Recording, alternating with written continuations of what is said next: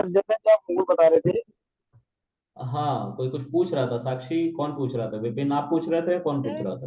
हाँ मैं जी, पूछ रही हूँ। नहीं सर बोलो, एक एक करके बोलो, बोलो। सर मैं बस ये पूछ रहा था, जैसे अभी आपने मोड निकाला था, सेम हम मशीन लर्निंग में लॉजिस्टिक रिग्रेशन में भी करते हैं। हेलो। हाँ हाँ, सुन रहा हूँ, बोलो। तो सर अभी हाँ, आवाज आ रही है? मतलब हाँ, आवाज आ रही है। तुम क्या पूछना चाह रहे हो? उस पूरे टर्म को बोलो। मशीन लर्निंग के अंदर ये वन हॉट एनकोडिंग करते, इसकी बात पूछ रहे हो?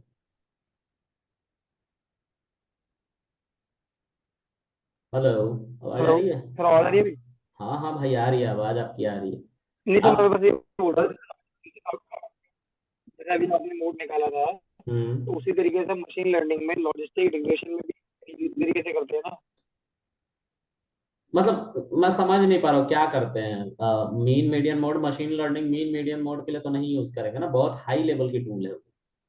नहीं नहीं सर, मोड ही मोड जो हमने निकाला था उसी तरीके से हम लॉजिस्टिक रिग्रेशन में भी कैरेक्टर, क्या नाम है, नंबर को, उसको कैरेक्टर को हम एक नंबर असाइन कर देते हैं, उसी तरीके से डिवाइड करते हैं, सेम इसी तरीके से है ना ये भी? हाँ हाँ बिल्कुल। मतलब वन हॉट एनकोडिंग इसीलिए की जाती है कि हम मशीन लर्निंग के एल्गोरिथम को पास कर सके और उससे कैलकुलेशन लेके और एक पैटर्न ड्रॉ करवा सके, जिससे हम आगे चल के कोई उसको वैल्यू दे तो उसका प्रिडिक्शन मिल पाए। इसीलिए हम कैटेगोरिकल वैल्यू को वन हॉट एनकोड कर देते हैं, नंबर में कन्वर्ट कर देते हैं और फिर उसकी स्केलिंग भी कर लेते हैं। ठीक है, अगर जरूरत है तो, बस पैटर्न निकालने के लिए। समझ में आ गया विपिन? जी सर, जी सर। ओके, साक्षी बताओ, क्या था प्रॉब्लम? सर मैं कह रही थी कि मोड की जगह फिर हम जैसे ज्यादा डाटा बहुत बड़ा होगा तो हम हम्म, सिंपल मल्टी मोड ही अप्लाई कर लेंगे, ज्यादा मोड डेटा लगाने की होगा जरूरत। तो मल्टी मोड, मतलब मुझे ये समझ में नहीं आया कि आप मोड और मल्टी मोड से मैं डिफरेंस पहले मुझे बताओ, आप क्या समझ रहे हो? लाइक अगर मोड होगा तो एक वैल्यू अगर सेंटर वैल्यू होगी, मतलब जो हम्म, ज्यादा अकरिंग वाली होगी तो वो आएगी। हाँ ठीक है। और हम मल्टी मोड तब लगाएंगे अगर उससे ज्यादा होगी। तो जब डाटा इतना बड़े बड़ा होगा तो हम कैलकुलेट मैनुअली तो वैसे भी नहीं कर पाएंगे, तो हाँ, बेटर तो है कि हम मल्टी सीधा। मोड लगा के अगर आपको चाहते हो कि जैसे जैसे हमारे इसमें है टर्म, है ना, इसमें था कि जो लोअर क्लास और मिडिल क्लास है सेम टाइम अकर हो रही है, तो मोड सिर्फ निकालने से क्या आ रहा था, एक ही टर्म आ रहा था डिक्शनरी ऑर्डर में जो पहले था वो। ठीक है, एम वाला आया ही नहीं। तो उस हम्म। केस में अगर आप सेम अकरेंस के वैल्यूज को निकालना चाहते हो, मतलब एक से ज्यादा अगर मोड आ रहे हैं आपके डेटा सेट में, उसको निकालना चाहते हो, you have to go with multi mode. ठीक है। हम्म। और अगर मल्टी मोड लगा रहे हैं और एक ही वैल्यू आ रही है तो कोई दिक्कत तो नहीं होगी ना? नहीं, लाइक कोई हम दिक्कत नहीं होगी। मल्टी मोड ही अप्लाई कर दें, सिंपल। हाँ, कोई दिक्कत नहीं है। ओके। ठीक है। ऑल राइट, अब देखो, मैं इन सबका मैथमेटिकल फॉर्मूला लिख रहा हूँ, ठीक है। और ये कैसे काम करते हैं, स्टैटिस्टिक के अंदर कैसे इंप्लीमेंटेशन दिया गया है, उसका एक छोटा सा डेमो देता हूँ, ठीक है। तो पहले बात करते हैं मीन की। ठीक है, मीन कैसे काम करता है? तो देखो, स्टैटिस्टिक के अंदर हर चीज को दिया गया, मतलब जो बेसिक लेवल पे है स्टैटिस्टिक मॉड्यूल के अंदर, तो जैसा मैंने बताया, इंपोर्ट स्टैटिस्टिक किया अभी थोड़ी देर पहले यहाँ पे। और फिर उसके अंदर से हमने मोड को यूज किया, फिर मीन को यूज किया, उसी तरह से हमारा मीडियन भी हम यूज कर सकते हैं, st डॉट मीडियन। ठीक है, हमें मीडियन मिल जाता है। मीडियन के अंदर हम लेट से वही कुछ वैल्यूज डाल देते हैं और बोलते हैं कि भाई इसका मीडियन बता दो। ठीक है, कुछ भी वैल्यू दे दो इसके अंदर, समझने के लिए मैं 1 2 3 4 लिख देता हूँ पहले। ठीक है, ये हमारा और इवेंट टर्म मीडियन है, इसका 4.5 आंसर आना चाहिए, आ रहा है। ठीक है, अगर मैं यहाँ पर 9 लिख दूं तो it will simply return me 5। Oh, 1 second, ये बाहर लिख दिया गया, बाहर लिख दिया, अंदर लिखना है लिस्ट के अंदर। देखो 5 आ रहा है ना। तो ये कैसे काम कर रहे हैं उसको देखते हैं। ठीक है, तो एक फंक्शन बनाया गया है स्टैटिस्टिक नाम के फाइल के अंदर, और उसको रख दिया गया है लिव नाम के फोल्डर के अंदर। जब मैंने पैकेज और मॉड्यूल पढ़ाया था तो उसमें ये बात हुई थी। अगर आप लोगों ने वो वीडियो नहीं देखा पैकेज मॉड्यूल का, तो जाके देख लो, नाम से मिल जाएगा आपको। तो यहाँ पे मैं मीन की बात कर रहा हूँ, या पहले मीडियन की बात कर लेते हैं। मीडियन, मेरा मीडियन या माई मीडियन कर देते हैं। माई मीडियन नाम का एक फंक्शन बनाओ। ठीक है, इस फंक्शन के अंदर जो भी यूजर इनपुट देगा, उसको एक वेरिएबल में रख लेना। उस वेरिएबल में रखने के बाद यूजर के इनपुट को आप उन सारे वैल्यूज में से जो हमारा सेंटर पॉइंट होगा उसको निकालना है। तो अब हमें डिसाइड करना है कि ये कैसे होगा, क्योंकि दो तरह के हमारे मीडियन है। ठीक है, देखो यहाँ पे जब हमने ऑड टर्म दिए थे, सॉरी इवन टर्म दिए थे तो 4.5 आया था, और ऑड टर्म दिया था तो 5 आया है। ठीक है, लेकिन हमारा जो मेथड है वो बदला नहीं, मीडियन ही है। मतलब एक ही मेथड को बनाया गया है, एक ही फंक्शन को बनाया गया, फंक्शन मेथड दोनों सेम है, एक ही फंक्शन को बनाया गया है मीडियन नाम के, और ये ऑड और इवन टर्म के मीडियन को निकाल देता है। तो उसी को मैं इंप्लीमेंट करने जा रहा हूं अपने कोड की मदद से। ठीक है, तो देखो पहले मैं normal median odd term median की बात करता हूँ। ऑड टर्म मीडियन आसान होता है, मतलब इसका मीडियन निकालना तो ये सबसे आसान है। क्यों आसान है अभी समझते हैं। तो मैं अभी कोई फंक्शन वंक्शन नहीं बना रहा हूँ, बस इसको कमेंट कर दे रहा हूँ, बस सिंपल कोड लिख रहा हूँ कि आप लोगों को समझ में आ जाए। मान लीजिए कि एक ए नाम के वेरिएबल में मैंने यही वैल्यू दे दी, इसका मीडियन मुझे निकालना है मैनुअल। ठीक है, तो मीडियन का फॉर्मूला क्या था, फॉर्मूला याद करो। फॉर्मूला था, फॉर्मूला था ऑड टर्म मीडियन की बात कर रहा हूँ बिकॉज इसके अंदर ऑड टर्म है, देख लो काउंट कर लेना, 9 टर्म है इसके अंदर। ठीक है, तो एक एक और भी चीज है इसमें, मैं उसको भी कर देता हूँ। ठीक है, अच्छा चलो रहना, तो अभी नहीं करूंगा, प्रॉब्लम होगी तो करेंगे, है ना। देखो यहाँ पे इन सभी का हमें मीडियन निकालना है, मतलब सेंटर पॉइंट निकालना है। यहाँ पे हमने निकाल के देखा है 5 आ रहा है, इसमें भी 5 आना चाहिए, हमें कुछ ऐसे फंक्शंस को लिखने पड़ेंगे। तो फॉर्मूला को हम देखेंगे, फॉर्मूला अब जानना जरूरी है, जब आपको इसको खुद बनाना पड़ जाएगा तब। यही फॉर्मूला था ना ऑड टर्म मीडियन का,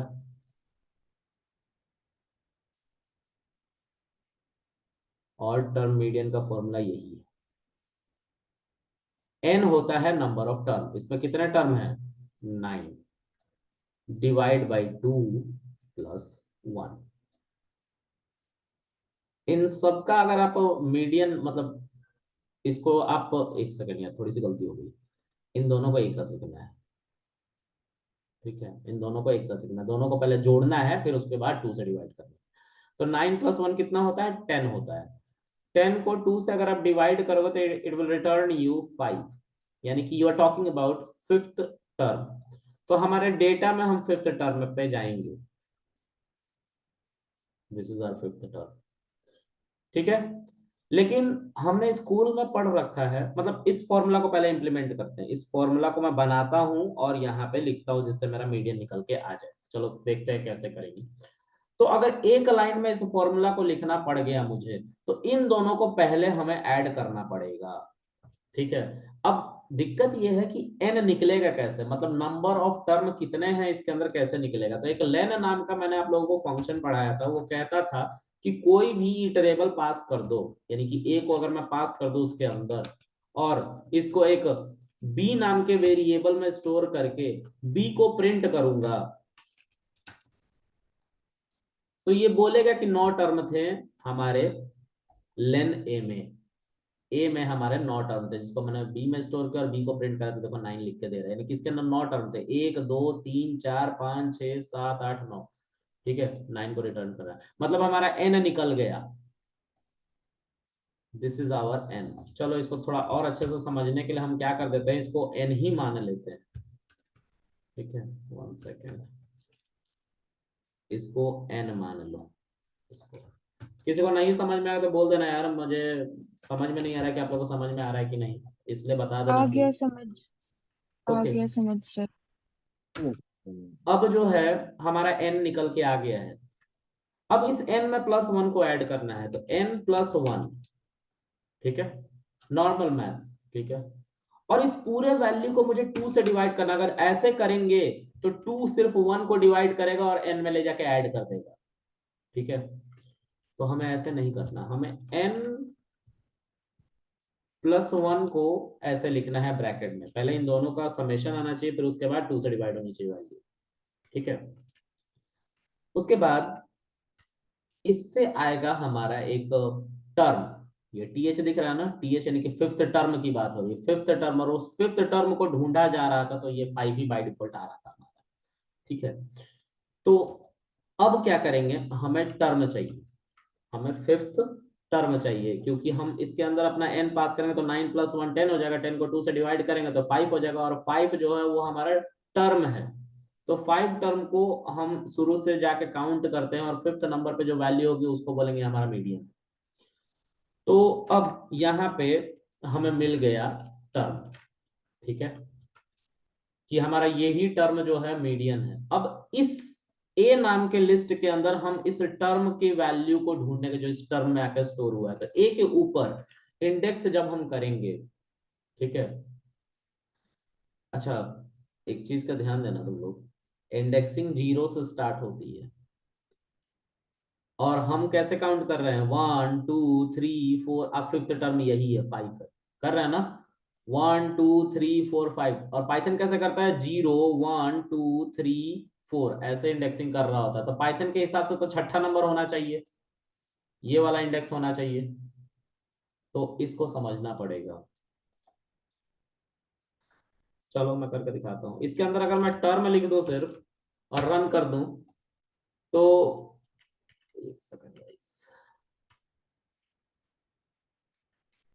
ये एरर क्यों आ रहा है,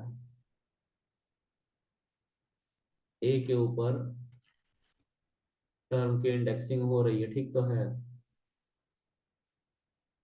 अच्छा, इसके अंदर ये देखो, ये एक फ्लोट वैल्यू आता है यहाँ से, मैं इसको काम करता हूँ, थोड़ा इरेज करता हूँ,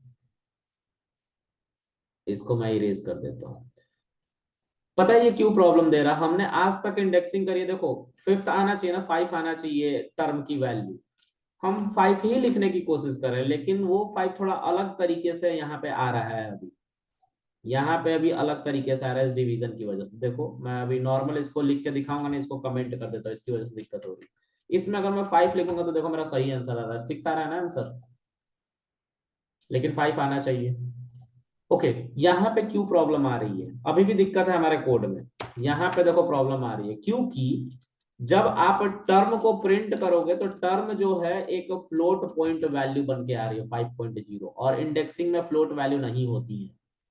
यहाँ पे जो इंडेक्सिंग आप करवा रहे हो इसमें फ्लोट वैल्यू नहीं आनी चाहिए, यहाँ पे इंटीजर वैल्यू आनी चाहिए। अब इंटीजर कैसे निकलेगा, तो अगर आप लोगों ने ऑपरेटर्स ढंग से पढ़ा होगा तो मैंने वहां पे एक फ्लोर डिवीजन बताया था।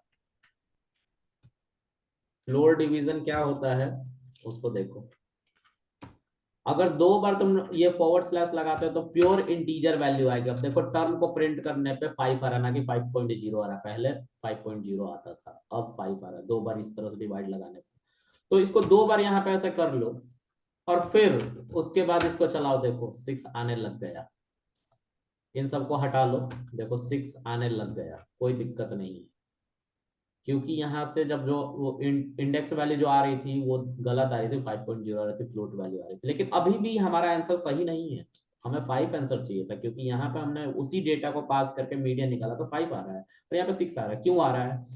तो यहाँ पे जो टर्म है, टर्म को 6 कहा जा रहा है, और जब इंडेक्सिंग हम करने जा रहे हैं, देखो इस टर्म को प्रिंट करो, टर्म पे 5 लिखा हुआ आ रहा है।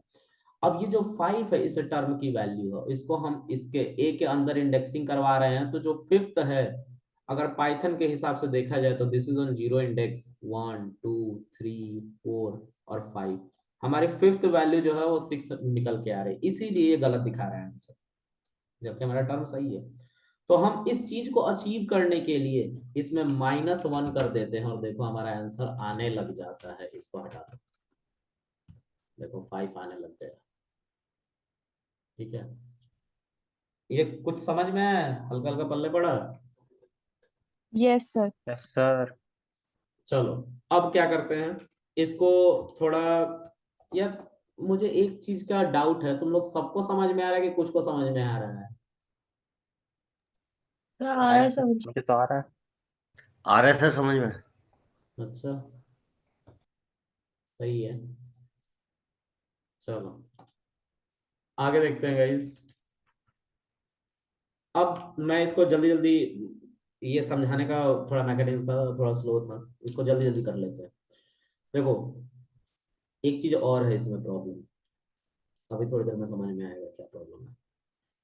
तो मैं पहले इस फॉर्मूला को छोटा कर लेता हूँ, और फॉर्मूला को छोटा करने का सबसे आसान तरीका होता है सब्स्टिट्यूशन। तो इसको, इसकी जरूरत तो है नहीं हमें प्रिंट कराने की, हमें टर्म यहाँ से मिल गया जो एन में स्टोर हो गया, वो दिखाने के लिए मैंने आपको प्रिंट किया था एन को, अब नहीं दिखाना, मुझे सीधा यूज करना है इसको। ठीक है, अब एम के बदले में क्या आया है, क्या आया है, एल, एन के बदले में लेन ए। ठीक है, उसको इस एन पे ले जाकर सब्स्टिट्यूट कर दो। ठीक है, और टर्म के जगह पे क्या आया है, टर्म के जगह पे ये पूरा का पूरा वैल्यू उठ के आ गया है, तो यहाँ पे ये पूरा का पूरा वैल्यू प्लेस कर दो। और इस पूरे वैल्यू को आप क्या करो, आप हटा दो, क्योंकि अब इसकी जरूरत नहीं है। देखो हमारा जो कोड हमने 4-5 लाइन में लिखा था छोटा हो गया ना, बोलो हो गया छोटा। अब अगर आप चाहो तो इसको प्रिंट कर सकते हो, देखो ये भी सेम आंसर देगा, लेकिन अब 9 नहीं देगा, सीधा आंसर देगा 5। ठीक है ना इस, यस सर। अब तुम चाहो तो इसको और छोटा कर सकते हो। तो ए की जगह पे क्या है, ये पूरी की पूरी वैल्यू है, तो इसको यहाँ पे लिख दो, यहाँ पे लिख दो, और इसको हटा ही दो। तुम्हारी पूरी तरह से सोच है कि तुम कैसे इसको छोटा करते हो। ठीक है, खैर एनीवे, हम अब क्या करेंगे, इसको एक प्रॉब्लम से गुजारते हैं। और देखो ये अभी फिर से एरर देने लग जाएगा, मतलब गलत आंसर देगा। देखो मैंने यहाँ पे क्या किया, एक वैल्यू और डाल दी। ठीक है, 2 वैल्यू डाल दी, चलो 2 वैल्यू डाल दी। अब हमारा जो मीडियन है देखो थोड़ा अटपटाएगा, 4 आ रहा है मीडियन। और इसी डेटा को अगर मैं एसटी स्टैटिस्टिक में जो हमारा मीडियन रखा हुआ है उससे अगर मैं पूछने जाऊं, तो वो बोलेगा नहीं भाई ये तो गलत है, 6 आ रहा है इस बार मीडियन इसके हिसाब से। तो हमारे इस मीडियन में क्या प्रॉब्लम है जो इसमें नहीं है। तो तुम लोगों ने स्कूल में अगर पढ़ा होगा मीडियन, तो मीडियन निकालने से पहले उसको अरेंज करना पड़ता था, या तो असेंडिंग या तो डिसेंडिंग ऑर्डर में, अभी मैंने बात भी करी थी। और वो चीज सॉर्टिंग मैंने, करेंगे, सॉर्टिंग। असेंडिंग या डिसेंडिंग ऑर्डर में इसको चेंज करना पड़ता है हमारे सीक्वेंस को। देखो अभी आंसर आने लग जाएगा। तुम लोगों ने लिस्ट में सॉर्टिंग पढ़ा है, जो परमानेंट बदलाव लाता था, और देखो हमारा आंसर 6 हो गया। तो हमारे पास जो डेटा है उसको सॉर्ट करके, और हम फिर उसको ए में परमानेंट बदलाव आता है तो ए का स्ट्रक्चर बदल जाता है, सॉर्टेड फॉर्म में आने लग जाता है। और देखो हमारा आंसर आ रहा है 6, बिल्कुल इसी के जैसे। तो अब मैं एक फंक्शन बनाने जा रहा हूं, इस कोड को एज इट इज यहां से कॉपी कर लूंगा मैं, कॉपी कर लिया, और ऊपर जहां पे मैं फंक्शन बना रहा था जिसको कमेंट कर दिया था, वहां पे इसको ले जाके, अरे यार वहां पे इसको ले जाके रख दूंगा। ठीक है, और यहाँ पे मैं इस डेफ को अनकमेंट कर दूंगा, and this is our median. लेकिन गाइज यहाँ पे हमने ए आर जी यूज किया, और यहाँ पे हम ए मान के चल रहे हैं। ठीक है, तो अब हमें इसको हटाना पड़ेगा, और इसको इंटरेक्टिव बनाने के लिए यहाँ पे ए आर जी लिखना पड़ेगा। और इसमें हमें सिर्फ लिस्ट चाहिए, इसीलिए हमें यहाँ पे लिस्ट लिख देना चाहिए। This is a good practice, ये तुम लोग को पहले नहीं बताया है, अभी मैं ज्यादा इन सब को यूज करता हूँ तो मैं बता रहा हूँ। इसको बस लिखने का मतलब ये कि ये नोटिफिकेशन की तरह आएगा कि आपने इसको आपको पास करना है, उसके अलावा कुछ नहीं लेगा। तो ये थोड़ा सा सेफ रहता है। ठीक है, अब क्या है कि मैं इसको रन करता हूँ। ठीक है, इस फंक्शन को मैंने बना लिया माई मीडियन करके, और इस मीडियन को, माई मीडियन को, अगर आप देखो इसके आगे लिखा हुआ आ रहा था फंक्शन, देखो ऊपर फंक्शन लिखा हुआ रहा ना, फंक्शन हमने बना लिया। अब इसके अंदर हम फिर से अपनी ये वैल्यू पास करेंगे एज इट इज। तो ये हमें 6 दे रहा है। अगर हम इन वैल्यूज को हटा दे तो भी ये हमें 5 देगा। देखो ठीक है, काम कर रहा है ना मीडियन। लेकिन दिक्कत पता है क्या है, दिक्कत ये है कि सर ये तो हो गया कौन सा टर्म मीडियन, 4 और 5 9, ऑड टर्म मीडियन के लिए, ऑड टर्म मीडियन के लिए। इवन टर्म मीडियन के लिए क्या करेंगे, अगर मैंने एक और वैल्यू दे दिया तो भाई हमारा मीडियन तो बदल जाना चाहिए, लेकिन ये तो कह रहा है 4, ये कैसे कह रहा है भाई, तो दिक्कत है यहाँ पे, दिक्कत है। चलो एक काम करता हूँ, मैं तुम लोग को समझने के लिए यहाँ पे 10 लिख देता हूँ, जिससे 5 ही मीडियन रहेगा, लेकिन एक वैल्यू तो इधर बढ़ गई। देखो इधर हमारे 5 वैल्यूज हो गए और 5 के उधर 4 वैल्यूज है, तो ये मीडियन तो रहा नहीं, ये मीडियन गलत है। अब क्या करें, अब हमें ऑड टर्म मीडियन का भी फॉर्मूला लगाना पड़ेगा इसके अंदर, ठीक है। तो ऑड टर्म मीडियन का फॉर्मूला जब तुम लगाओगे तो थोड़ा सा कारीगरी इसमें करना पड़ेगा, कंडीशन लगानी पड़ेगी, और उस कंडीशन में बोलना पड़ेगा कि lane of A R G अगर तुम्हारी डिवाइड 2 से करने पे बराबर 1 के आ रहा है, मतलब कि ऑड वैल्यू आ रही है, ऑड टर्म आ रहा है, मतलब ए आर जी में एक लिस्ट आएगा, लिस्ट का हम लेंथ निकाल लेंगे, लेंथ हमारा 9 आएगा, 7 आएगा, उसको 2 से डिवाइड करने पे इसकी वैल्यू 1 हो जाएगी, और वो 1 इस 1 के अगर बराबर है यानी कि ऑड है, तो ये वाला हमारा कोड चले, नहीं तो अच्छा एक बार इसको चलाओ और इसमें हम ऑड टर्म मीडियन में इसको हटा देते, देखो आंसर आएगा 5, कोई दिक्कत नहीं है। लेकिन जैसे ही मैंने इसके अंदर एक और वैल्यू उठा के डाल दिया, जैसे 10 ही डाल दिया, तो पहले 5 दिखा रहा था, अब देखो क्या दिखाएगा, कुछ भी नहीं। मतलब सर इसके अंदर आपने ऑड टर्म के लिए तो कुछ बनाया ही नहीं है, तो मैंने बोला कि बना लो एल्स।